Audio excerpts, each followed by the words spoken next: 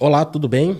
Como que vocês estão? Um bom dia para todos vocês que estão nos acompanhando neste momento aqui no canal do Estúdio Mega, nesta primeira edição do MegaCast.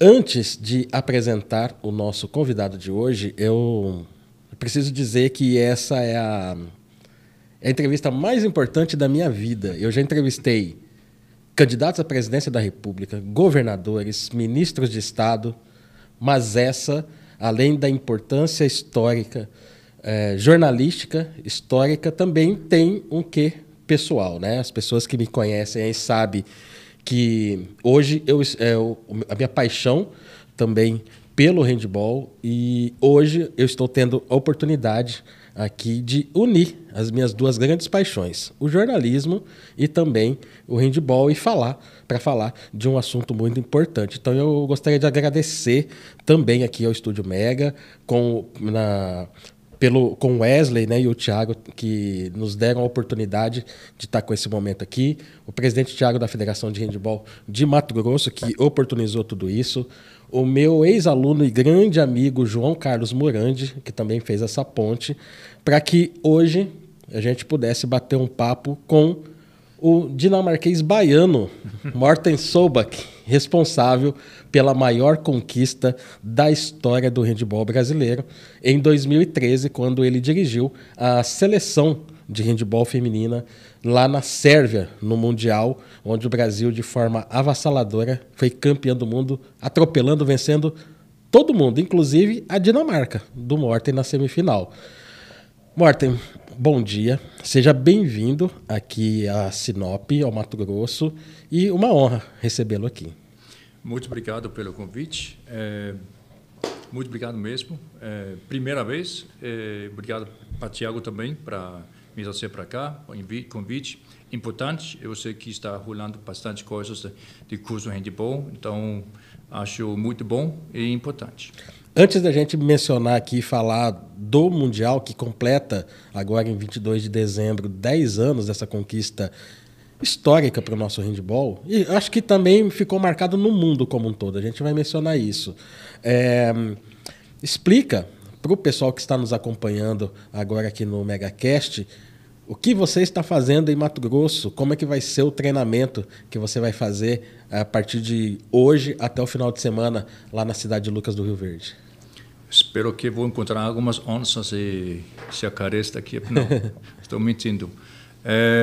Eu estou muito feliz pelo convite. Eu sei que o Thiago está fazendo um monte de fim de semana com cursos de handball, também de handball, específico, goleiros, tudo mais. Então, também para mim é uma honra de poder ser convidado, e se eu posso ajudar um pouco com esses dias que eu estou aqui, vai ser hoje, vai ser amanhã, vai ser domingo, e tentando contribuir um pouco vamos falar, do meu pensamento do handball. E além desse treinamento, o pessoal ele está aberto para árbitros, jogadores, técnicos, amantes do handball como um todo? Eu acho que está totalmente aberto para quem vai ter interesse no handball. Até para os curiosos também, né? Porque com certeza tem muita gente que a gente já andou fazendo uma propaganda aqui. Aqueles amantes do handball, eles estão muito curiosos também, né? De saber de uma forma mais aprofundada. E aqueles que não conhecem tanto, eles têm um interesse também. E eu confesso, Morten, que quando eu soube do treinamento, eu cheguei até a fase final de fazer a minha inscrição. Mas eu só não deu para concluir, porque eu tenho muita atividade para fazer esse final de semana, com as minhas atribuições na Rádio Jovem Pan e na faculdade, onde eu dou aulas no curso de jornalismo. Então, não dá. Infelizmente, não deu. Senão, a minha vontade era de ficar os 3 dias acompanhando esse treinamento. Viu? Tá ótimo. Então, vamos lá. Vamos falar do Mundial, né? Esse Mundial que completa, né, a comemoração 10 anos desse título inédito para a seleção brasileira, para o handball brasileiro como um todo. Mas antes da gente chegar naquele dezembro, né, final de novembro, começo de dezembro de 2013, a gente precisa voltar para o Mundial do Brasil, Mundial de 2011. onde o Brasil foi eliminado de uma forma traumática nas quartas de final para a equipe da Espanha. Aquilo machucou bastante o elenco? Na verdade, a gente sofremos 2 quartas-finais. A primeira foi em casa, 2011, e não foi nada legal, porque foi no último lance do jogo, com poucos segundos faltando. Com certeza isso machucou, doeu, mas, para o outro lado, o time estava num processo. Era o segundo ano que eu estava com a seleção. Em 2010, a seleção receberam 10 dias de treinamento. Então fica um pouco difícil de você montar um time que seja competitivo se você, um ano antes de sediar o Mundial, você dá 10 dias para treinar. Eu não conheço outros países que dão 10 dias de treinamento para a sua seleção jogar em casa. Não dá para esperar muito, né? Com apenas uma semana e meia de treinamento. Aconteceu. Em 2011 foi totalmente diferente. A gente conseguiu chegar mais próximo. Jogamos 9 jogos no Mundial no Brasil, perdemos de um gol. Então, eu acho que as meninas mostraram uma qualidade e o processo que estava indo. Então, mesmo que machucou e não foi nada legal, eu acho que o Brasil fez o primeiro passo para mostrar para nós próprios, para o Brasil, Américas, mas também para o mundo, que agora tem uma seleção que está indo. E só por pouco não chegou à semifinal daquele Mundial. Um ano depois foi a mesma coisa, perdemos na quarta-final contra a Noruega, e também foi por pouco, e talvez isso machucou mais ainda, porque a gente talvez sentiu que nós evoluímos mais o jogo nosso e estamos assim conseguindo jogar muito bom contra o melhor time do mundo, e por pouco de novo a gente perdemos. A percepção que a gente tem acompanhando a seleção em competições de alto nível, como os mundiais e os Jogos Olímpicos, é que a partir do momento que o Brasil conseguiu encaixar, ter um elenco, as seleções, a formação de uma convocação mais permanente da seleção, isso já foi um passo que acabou contribuindo para um entrosamento das meninas. Mas a gente sentia que em alguns momentos, em partidas decisivas, até com seleções de grande expressão, o Brasil conseguia, o primeiro passo foi o Brasil conseguir equiparar os jogos, começar a jogar de igual para igual com essas seleções. Aí a gente começou a perceber que quando dava aquele gostinho de que o Brasil poderia vencer pela primeira vez uma seleção grande europeia, dava aqueles 5 minutos de apagão e o Brasil ficava 5, 6, 7 minutos sem fazer gol, tomava outros tantos, baixava a autoestima e não conseguia mais buscar o resultado. O que você precisou fazer para trabalhar isso na cabeça das meninas, para que esse trauma, porque ficou até nós, enquanto torcedores, a gente sentia isso também. O que você precisou fazer para trabalhar na cabeça delas, para que não existisse mais esses apagões durante os jogos? Eu nunca tive esse pensamento que existe apagão ou não. Eu assim nunca olhei para trás. Desde que eu entrei primeiro dia em 2009, eu já olhei o que nós temos hoje e o que é para fazer para frente. Então não teve assim pensamento o que teve antigamente.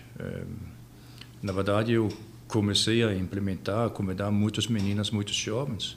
Então eles não tinham nenhuma bagagem em relação de seleção adulto. Então essa coisa, se tiver alguma coisa histórica, eu não fui procurar. Então o pensamento era diferente. Diferente em relação ao que a gente pode montar e por uma filosofia como a gente estava querendo de jogar. E as meninas estavam muito afim de procurar o nosso estilo. Eu acho que a gente conseguimos de procurar o nosso estilo, não copiando os outros, mas pensando como nós podíamos de criar um time competitivo e chegando perto dos melhores do mundo. E isso aconteceu.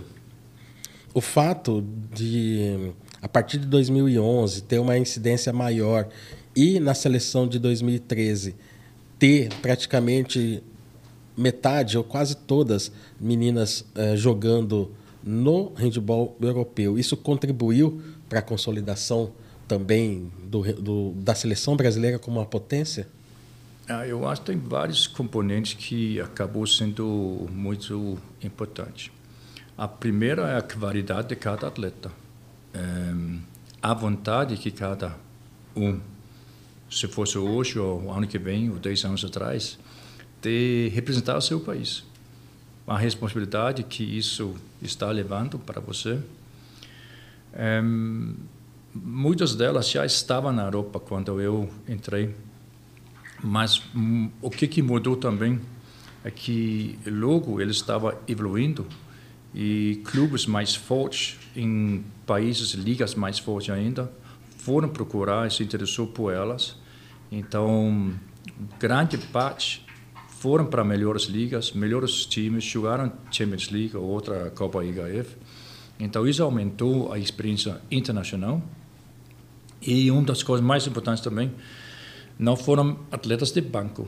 Jogaram vários capitães das equipes que estavam jogando. Então, essa bagagem me acabou ajudando.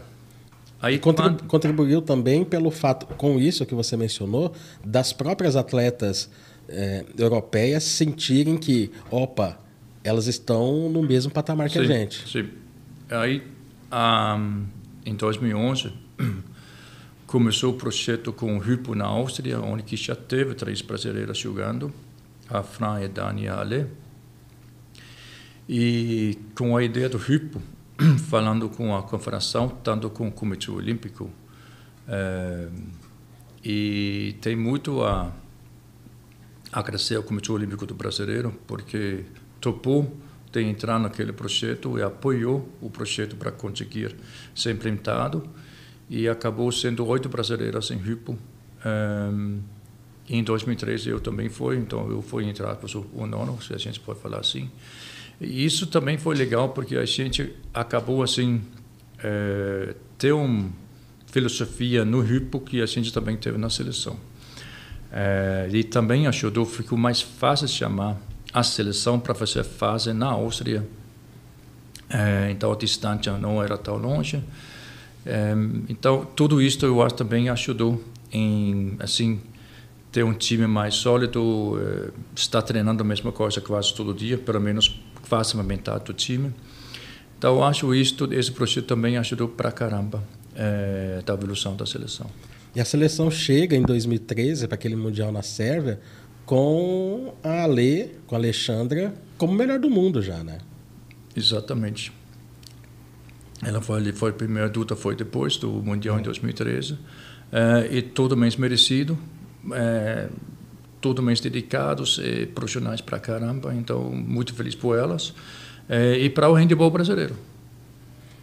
Além da preparação no IPO, como é que foi essa concentração de vocês aqui naquelas semanas que antecederam a estreia lá na Sérvia? Nós tivemos a pior preparação de todos os anos que eu estava no Brasil, exatamente em 2013. Por quê? Porque todo mundo estava machucadas. Então, chegaram machucadas. Nós não conseguimos fazer um treino com o time todo até começar o Mundial.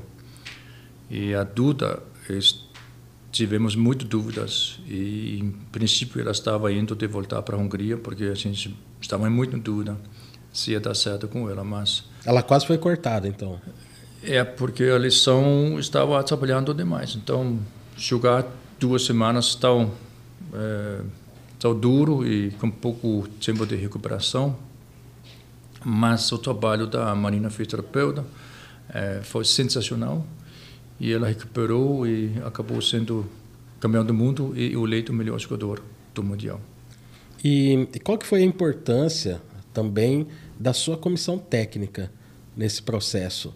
Porque também tinha membros que passaram por outras comissões que permaneceram, como a professora Rita, né, que cuidou, que conheceu, que formou muitas dessas meninas na base. Isso teve uma contribuição importante também nesse processo? Algumas delas chegou com Rita em Jundiaí quando era bem jovens. Porque todo mundo saiu muito jovens. A Lei saiu jovem, Dani saiu muito jovem. Mas eu acho que não é... O que eu estou vendo é que as atletas estão dando o pulo assim, do passo internacionalmente, jogar Champions League. O Brasil não oferece isto. Aqui a gente joga muito poucos jogos por ano, então não é aqui onde as atletas estão se envolvendo. Eles estão se envolvendo na Europa, jogando nos melhores clubes. É lá onde eles fazem o pulo, não é no Brasil. Infelizmente, tem que falar. A minha conexão com o handball é importante, né, por conta dessa paixão que eu já mencionei. O handball entrou na minha vida, eu lembro como se fosse hoje, né, 15 de julho de 1989, que eu tive o primeiro contato com uma bola de handball. E eu falei, que legal poder fazer gol com a mão. Isso vai ser muito bom. Né? Então ali já foi amor à primeira vista. E dentro disso eu comecei, jogava, eu fui técnico de base lá na minha cidade, eu fui árbitro também, inclusive arbitrando no estado de São Paulo, eu cheguei a arbitrar alguns jogos dessas meninas que estavam com você lá em 2013, quando elas eram jovens, começando ali com a Rita dava tanta bronca nelas.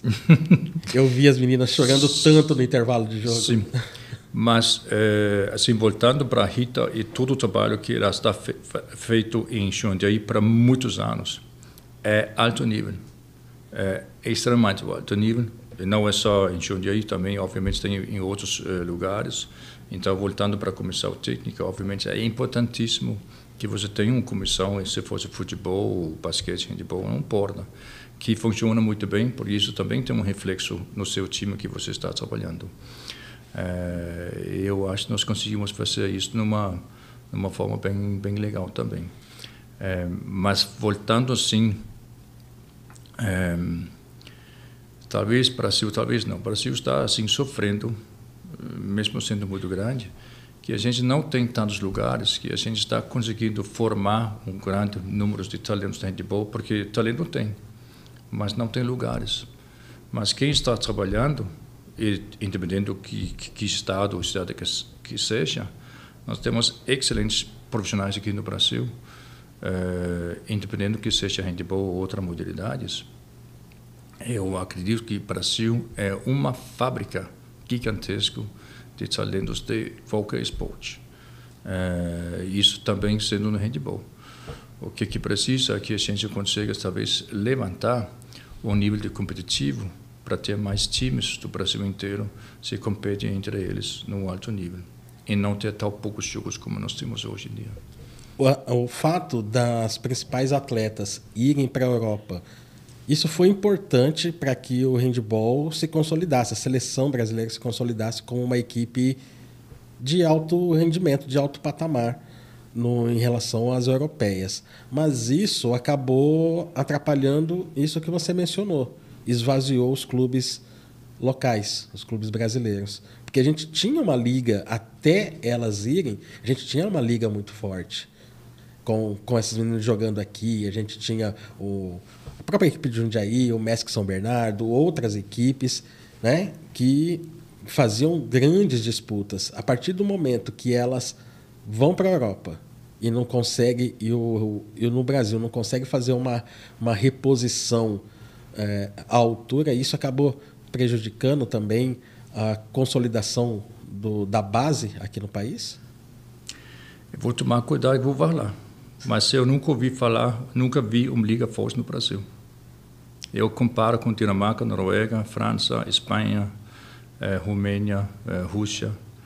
Nós estamos anos atrás. Ah, não, com certeza. Se comparar com a europeia, não dá mesmo. E o dia que os clubes europeus não querem saber mais atletas da Argentina, do Brasil, acabou. Porque nós estamos vivendo o talento que seja levado para a Europa, onde que eles conseguem jogar em grandes clubes. A gente vive que tem clubes que se interessam por atletas brasileiros. O dia que os clubes europeus não se interessam mais para os brasileiros, acabou. Morten, você mencionou que a grande dificuldade para aquela preparação para 2013 foi o fato de muitas atletas estarem lesionadas. Tem um caso muito especial da Dani Piedade, que tinha sofrido um AVC, né, meses atrás, que praticamente estava desacreditada e impossibilitada de voltar à prática do esporte. Ela ter sobrevivido já foi uma conquista, mas ela se recuperou, foi para o Mundial, foi campeã e capitã do time. Inclusive, essa camisa que está atrás de você aí é a camisa da Dani, a camisa número 9, que eu comprei também muito em homenagem a ela. Eu queria que você falasse desse processo do cuidado que vocês tiveram para que a Dani Piedade pudesse disputar o Mundial. Eu acho que a história da Dani é excepcional. É excepcional porque ela é mesmo. Ela é uma atleta, uma pessoa, uma menina, mulher, entre aspas, fora da realidade. Ela é tão dedicada, tão profissional em tudo que ela faz. Isso é a personalidade dela. Ela voltou por conta da dedicação, a força, pensamento que ela está colocando por ela. Então, obviamente, é uma história muito legal, como que ele se virou, mas o mais importante de tudo era que se recuperou 100%. É a primeira coisa quando ela sofreu o AVC na Eslovênia, no clube dela, no Krim, Ljubljana. Durante os treinamentos lá na Sérvia e os jogos, existia por parte de vocês e até das atletas uma preocupação com ela, de ficar supervisionando, ver se estava tudo bem com ela? Eu acho com certeza que teve uma certa preocupação entre todos nós, de uma forma ou outra, mas como que hospitais, médicos envolvidos já deu ok, está carimbado, está tudo ok, pode voltar. E a vontade dela era gigantesca. Então, dessa forma, quando esse foi carimbado, está tudo ok, voltou numa boa, ok, vamos focar nisto e não nas outras coisas. Morten, mesmo com todas essas dificuldades, o Brasil vai para o Mundial, ele estreia, né? Com uma certa tensão ali nos primeiros minutos, mas começa a deslanchar, vence a primeira partida. O ter vencido a primeira partida foi importante para tirar esse peso? Foi importante. Com todo o respeito do nosso grupo, o nosso grupo não foi tão forte como que fosse na Olimpíada, ou Mundial em 2011 ou o Mundial em 2009. Essa foi a primeira vez que a gente conseguiu, vamos falar, um grupo não tranquilo, mas não era, vamos falar mesmo, nomes historicamente que estava, e isso foi por merecimento do resultado em 2011. Por isso nós fizemos um ranking melhor. Mas foi importante porque nós fizemos 2 amistosos antes, contra a Polônia, na Polônia, e perdemos os 2. E tudo bem, não achei que a gente jogou mal, mas nós tínhamos que deixar várias atletas por fora porque estavam machucadas. Mas com certeza só aquele coisa de ganhar, jogando bem, jogando mal, mas só entrar, começou o Mundial, ganhamos, pisamos, vamos. Isso tem uma certa peso e uma certa importância. Aí o Brasil ganha a primeira, vai com tranquilidade, ganha a segunda, ganha a terceira, a quarta, e quando vê, termina a fase de grupos, a primeira fase, invicta, vencendo todo mundo. A partir dali, vocês sentiram que dava para buscar pelo menos uma medalha naquele Mundial? Não sei. Isso veio depois, então? Vou ter minhas dúvidas. Eu acho ganhar a Sérvia em casa. Talvez a gente próprio ficou um pouco de surpresa que a gente conseguiu de ganhar um dos favoritos, porque já tinha feito um europeu um ano antes, excelente. Então, a gente sabia da pressão e tudo mais, mas conseguimos ter um esquema do jogo que atrapalhou a Sérvia. Ganhar da Dinamarca, sem saber, eu acho que foi a primeira vez da história que o Brasil ganhou da Dinamarca. Sim, então, isso talvez de uma forma ou outra também foi um pouco, talvez, uma surpresa para nós.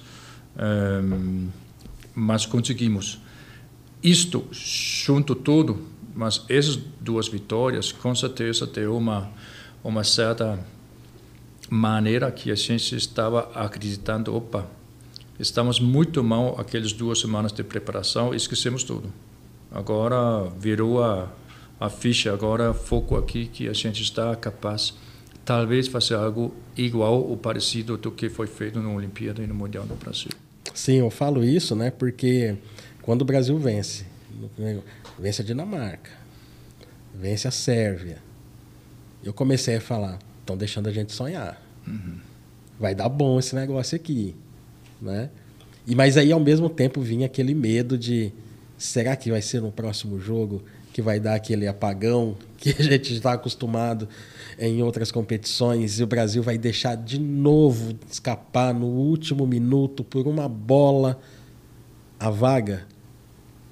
Mas, graças a Deus, não foi isso que aconteceu. Foi indo. E o Brasil chegou na final. O Brasil chega na final contra as donas da casa. E ali, como é que foi vocês chegarem para dentro do ginásio para disputar uma final de mundial contra as donas da casa e contra uma torcida totalmente contrária, né? Com exceção de alguns brasileiros, os famosos chapulins, que sempre acompanham a nossa seleção. Como é que foi essa preparação aí para a final contra a Sérvia, no dia 22? Vamos falar primeiro dos chapulins, dar parabéns mais uma vez para eles, porque é muito coragem de vestir só verde e amarelo, juntando com 22 mil. Você não vai virar muito popular, não. Mas fizeram, e fizeram o trabalho deles mesmo. Se a gente sabia que jogar contra a Sérvia segunda vez em uma semana, talvez a estatística e nem a matemática ia estar no nosso favor, porque qual seria a chance de ganhar a Sérvia 2 vezes em casa deles em uma semana? Talvez não era vamos falar, a chance era maior para nós. Mas eu acho que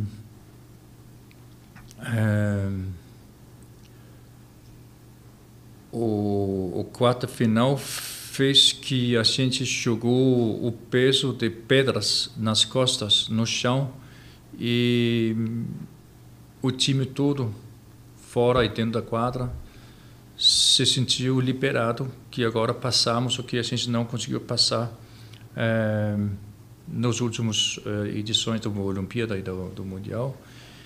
E isso liberou, mesmo sabendo que ia ter um time de extremamente alto nível e 22 mil pessoas contra. Então, eu acho que a força do time era que realmente levou a concentração durante o jogo inteiro, tão focado que a gente conseguiu ficar dentro do jogo.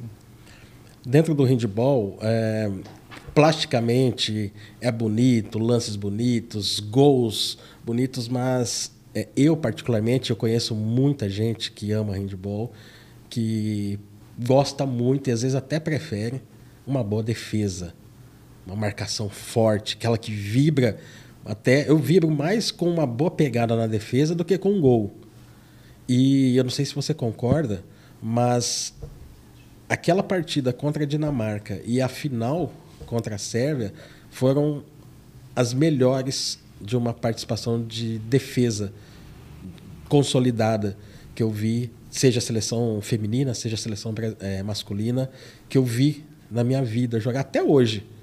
Até depois eu não vi uma entrega, tudo dando certo ali. Foi bem por esse lado mesmo. O Brasil conseguiu chegar na final e ganhar muito por conta da consolidação da defesa e principalmente também da atuação das goleiras. Eu acho que foi. Sem de lembrar todas as equipes que participaram desse Mundial, mas eu acredito que nós fomos o time que sofreu menos gols. E eu lembro, isso certeza, que Maísa e Babi foram os 2 melhores goleiros em um conjunto do Mundial. Então, a dupla que nós tivemos acabou sendo a melhor dupla do Mundial, isso certeza. E isso, obviamente, também ajuda a sua defesa a sofrer menos gols. Aí uma coisa que a gente foi brigar por anos, como que quando eu cheguei no Brasil, parece que o parte do retornar não faz parte dos atletas brasileiros. Então, isso a gente começou a trabalhar desde 2009 e só fomos evoluir muito e não sofremos tanto contra-ataque, gols de contra-ataque dos nossos adversários. Isso, com certeza, que também ajudou de minimizar os números de gols sofridos. E naquele finalzinho de jogo, olhando o tempo decrescendo, esperando zerar loucamente o cronômetro, Brasil na frente, aquela tensão, aquela preocupação. Será que a Sérvia vai chegar e vai empatar esse jogo? Será que vai para a prorrogação? Meu Deus do céu, isso não pode acontecer. O que passava na cabeça de vocês lá no banco? Eu acho que quando o Duda tomou 2 minutos no fim do jogo, a gente ficou, talvez não, a gente ficou realmente em dúvida que agora como nós vamos superar e passar esses 2 minutos sem perder. Se ia dar para empatar, seria excelente. E conseguimos. E aí realmente foi pesado até o fim. A gente precisava assim manter o placar e mesmo com os 2 minutos do Duda a gente conseguiu. O gol da Ana Paula no fim do jogo realmente faz uma grande diferença. E o pivô Sivic, ela erra uma bola sozinha contra a Maísa. Esses 2 lances também foram importantíssimos, vamos falar no fase final. Sim, a gente mencionou da Duda, da Alê, da Dani, né, das goleiras, da Maísa e também da Babi, 2 das melhores goleiras que eu já vi na minha vida, junto com a Xana Masson, mas não tem como, né? Como a Ana Paula consegue ser eficiente no seu trabalho, né? Impressionante. Sim, ela é uma atleta muito decisiva, tanto assim na seleção como nos clubes que ela está jogando. Também trabalhei com ela, tanto na Áustria, na Romênia, e onde ela vai, ela acaba sendo extremamente importante, porque ela é uma jogadora muito decisiva, e ela chama essa responsabilidade, organiza. Então, com certeza, até hoje é uma peça importantíssima. Eu não sei quantos anos que ela está na seleção, mas é impressionante. Anos. Como as outras também que passou por muitos anos assim representando a seleção, a Dara, a Dani, a Ale. A gente pode fazer a Duda, a Ana Paula, a Babi. A lista é bem longa. Sim. Morten, tem uma relação também, vocês tiveram uma relação muito próxima, legal, bacana, porque eles acabaram fazendo a conexão com nós aqui do Brasil, que estávamos acompanhando, com vocês lá na Sérvia. A imprensa, mais em especial, a Monique Danello, a repórter do Esporte Interativo, e acho que até arrepiado, só de lembrar. E o André Henning, que narrou todos os jogos do Brasil aqui, né, do Mundial pra gente aqui. Como é que foi? Porque a Monique, ela até já mencionou que até antes, quando ela foi escalada, ela não conhecia sobre o handball, então a dedicação dela, ela ia, enquanto o Brasil estava aqui, ela ia para todos os treinamentos, ela acompanhou aquela pré-temporada e se envolveu de corpo e alma também. Chegou no final, durante o Mundial, ela dava as informações, porque o que incomoda muito nós que gostamos de handball é quando a gente está acompanhando os jogos pela televisão, é um jornalista que dá uma informação que a gente sabe que não é aquilo, né? Que não sabe o que é um fundamento básico, ou explica uma regra errada. Isso deixa a gente muito irritado. E a Monique aprendeu e dava gosto quando ela mencionava, quando ela falava de alguma ação que a arbitragem deu, que a gente já tinha visto pela imagem que era aquilo, e ela, em cima do lance, falava igual. Como é que foi também para vocês a convivência ali com essa parte da imprensa? A Monique e a André Henning foram muito importantes, fora sendo pessoas maravilhosas, são profissionais de excelência, primeira divisão. A dedicação, interesse, mostrando assim pessoalmente para interagir, para entender e também, obviamente, para comunicar e apresentar de uma forma legal para o povo brasileiro em relação na hora de lançar. E sim, todo mundo sabe, a handball é uma novidade para eles também, no esporte iniciativo também. Mas a gente chegou a ser eles muito próximos do time, e dessa forma, essa dedicação que eles estavam dando, esse ponto, eu acho que foi uma interação muito legal, muito bacana, foi muito legal de viver dessa maneira, e certeza que não era uma vivência normal entre um time, atletas e jornalistas para o outro lado.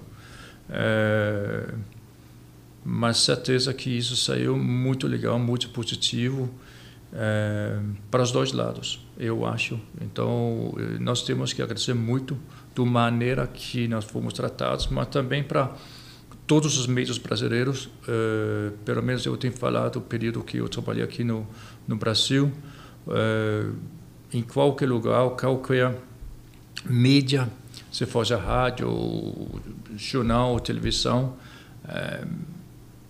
impressionado. Eu muito respeito pelo trabalho que foi feito e também da maneira que nós fomos recebidos, sendo um esporte, vamos falar da verdade, bem pequenininho, num país como o Brasil. Então, só tenho que agradecer, mas o Monique e André Henning sempre vai estar marcado. Quando acaba o jogo, está nos segundos finais, a gente via, não tem como a Sérvia fazer 2 gols aqui. Era só contar. E quando acaba e o André Henning fala pela primeira vez, né, a gente arrepiado de novo, em voz alta, que o Brasil era campeão do mundo de handball. Eu estava em casa, trancado no meu quarto. Não queria que ninguém chegasse perto. Porque aquele era um momento meu e com toda a comunidade. Não sei nem se eu tenho o direito de me sentir assim, mas eu vou perguntar para ti agora, né? Quem gosta de handball vive isso. Quem ama, ama de verdade esse esporte. Incrível. Quando acaba o jogo e o Brasil é campeão do mundo, eu me senti um campeão do mundo também. Acredito que muitos outros amantes do handball, por toda a dificuldade, por tudo que a gente sofreu para que o nosso esporte, porque todo mundo que jogou, a maioria das pessoas que jogaram, trabalhavam em busca de fazer com que o handball se tornasse um esporte bem visto e que tivesse grandes conquistas. E ali, naquele 22 de dezembro de 2013, vocês entregaram isso para a gente. Então, nós que não estávamos lá, mas estávamos aqui torcendo muito por vocês, a gente pode se considerar campeão do mundo também? Eu fico muito feliz que você teve essa sensação, esse sentimento, porque eu acho que é para ter. Eu ia ficar triste se não fosse, porque o time é do Brasil. Não é de fulano ou outra instituição, não sei o quê. O time é do Brasil. Eu sei que, não é só para mim, mas para o grupo inteiro, atletas, comissão, confederação, comitê olímpico, tudo assim envolvidos, patrocinadores, tudo. É Brasil que está jogando, que está acontecendo é handebol. É importante que modalidades assim vai evoluir e consiga bons resultados, obviamente que é, mas o que assim acho isso importante que cada um, amante ou não, acompanhando ou não, que se sente o Brasil ganhou uma medalha aqui. Isso eu acho importantíssimo. Sabe por que dá esse sentimento? Já aconteceu muito comigo e com certeza eu acredito que isso não foi, infelizmente, não foi uma coisa só comigo. Lá na cidade onde eu conheci o handebol e dediquei a minha vida do handebol, lá a gente passou por muita dificuldade de perda de horário para outra modalidade que era mais badalada. A gente era jogado para pior quadra. A gente ia lá, pintava a quadra, montava ela e quando ela estava bonitinha, dava um para outra. Empurrava a gente para uma outra pior. Eu já como técnico da base da minha cidade, a gente ia para um final de semana, para uma final de liga, e a gente ia sair no sábado, às 6 da manhã, era sexta, 11h30 da noite, a gente não tinha ônibus para ir, porque a prefeitura não deu ônibus. E a gente teve que correr atrás de uma vaquinha para alugar um ônibus caindo aos pedaços para poder levar os nossos garotos para disputar a final de liga. Fora os outros perrengues, né, que a gente passava. Então, ver vocês levando o nosso handebol lá para o principal patamar do mundo foi a realização. Tudo que a gente sofreu acabou valendo a pena. Primeiro, muito obrigado pela atenção, mas também a sensação que vocês que estavam no Brasil assistindo, que tudo não está passando de volta para o time. Porque todo mundo envolvido do grupo, eles têm uma história numa cidade ou vários clubes do Brasil, sabendo como era para sofrer. Você está mencionando o ginásio, que talvez não era oficial, briga com outra modalidade.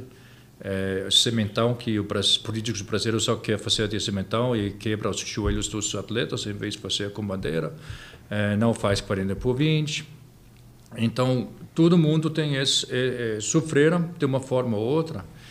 E, assim, levando um pequeno modalidade, assim, o top do mundo, com certeza que isso dá uma sensação, esse sentir fazendo parte. E eu espero que todo mundo que trabalha com handebol ou outra modalidade se sinta um pouco que seja possível de levar lá para frente. Mas isso leva uma certa dedicação, isso leva um investimento, leva muita coisa, um bom treinamento, bons adversários, porque senão não vai dar certo.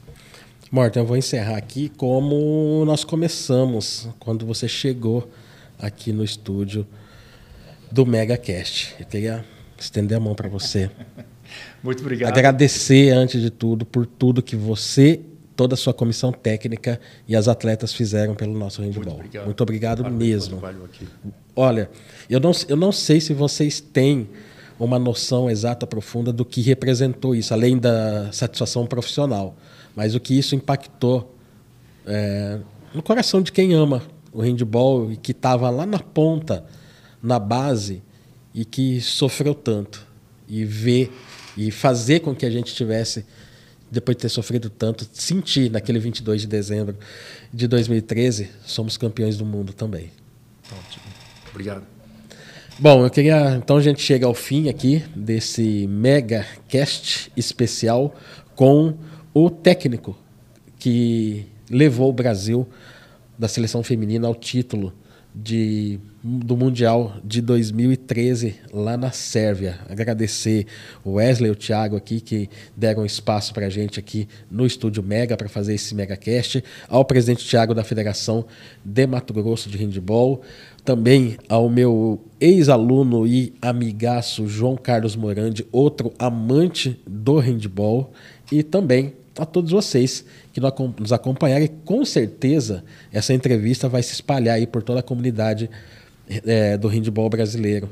Aí, com certeza, eles estão morrendo de saudade. Mas antes, só para encerrar aqui, só para não esquecer, fala para o pessoal que está com saudade de você, o que o Morten está fazendo no Brasil atualmente. Hoje eu sou coordenador no handebol, na Praia Clube Uberlândia, em Minas Gerais. Lá em Minas, né? Onde nós temos um projeto com o time adulto, júnior, esperando, é uma nova modalidade no Praia Clube, esperando que a gente logo podemos assim pisar forte na Liga Nacional, pelo menos as expectativas, é muito novo. E também, obviamente, eu passo a trabalhar com o time de base, o que nós temos no clube. E fora disto, estudando curso, como é aqui agora, e tomara que vai ter mais no Brasil inteiro, assim, futuramente. Só para encerrar agora, prometo, tá? Eu comecei a entrevista te apresentando como dinamarquês baiano. Explica essa expressão para quem não entendeu nada. É uma história muito longa, vou tentar fazer isso curto. A primeira vez que eu fui no Brasil, tirando férias sozinho, foi antes que vários que estão assistindo esse podcast nasceram. Em 93, eu pisei em Salvador, eu fui no Pelourinho, eu vi o Olodum tocar, eu fiquei impressionado pela cultura, a comida, a música e tantos artistas, músicos baianos, que realmente ainda hoje está assim uma das fontes da música. Adorei e sempre voltei. Então eu acho, eu fui mais ou menos uns 30 vezes para a Bahia. E eu comecei a brincar quando você é da onde, por conta do sotaque, eu falei que eu sou baiano. E isso está dentro da seleção até hoje, que eu encontro com eles. Então não é meu nome, é baiano. Acabou. Aí lá vem a frase. Morten, eu teria 15 horas de bate-papo com você aqui, se deixasse, mas eu sei que não dá tempo, você tem que se preparar para ir lá para Lucas do Rio Verde. Eu queria mais uma vez agradecer você pela disponibilidade em bater esse papo com a gente aqui, viu? Muito obrigado. Parabéns. Isso aí, pessoal. Até a próxima edição, então, do MegaCast.